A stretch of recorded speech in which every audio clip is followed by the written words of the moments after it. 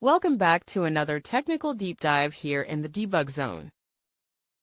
Today, we're tackling a big question and breaking it down with insights from other users.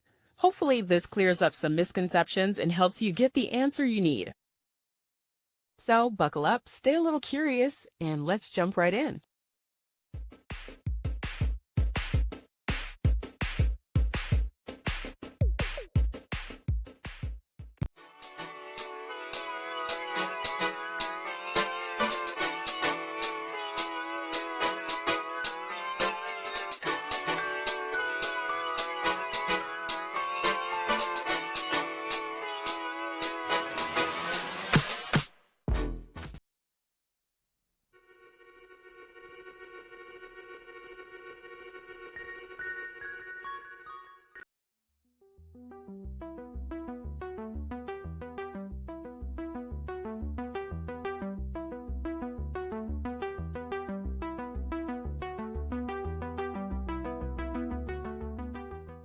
And that's a wrap.